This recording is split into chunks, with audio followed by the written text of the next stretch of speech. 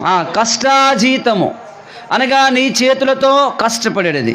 అందుకే ఆది ఆదాము దేవుడు తయారు చేసిన మానవుడు ఎలా ఉన్నాడు? దేవుడు తయారు చేసిన మానవుడు ఆది ఆదాముతో దేవుడు చెప్పాడు, నీవు ఏం చేస్తావు? కష్టపడి సేద్యపరుస్తావు.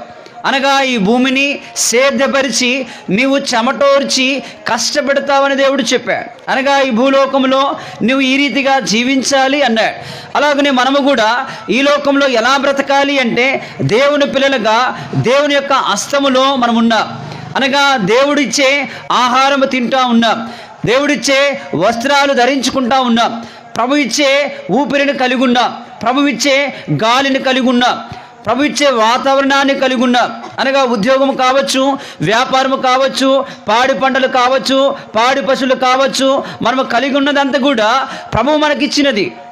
అనగా ప్రభు మనకు అనుగ్రహించినది. ఈ సమయంలో ప్రియా సోదరా సోదరి, మనకు దేవుడు అనుగ్రహించినది ఆ రీతిగా దేవుడు అంటా ఉన్నాడు, అది మనకు దేవుడే ఇచ్చాడు. మీ చేతుల కష్టాజీతము మీరు అనుభవిస్తారు. అనగా మీరు అనుభవించేదరు అంటే మీ చేతుల కష్టాజీతము ఎవరైతే కష్టపడతారో వారు ఆ రీతిగా అనుభవిస్తారు. అనగా ఆ యొక్క స్థితిని కలిగి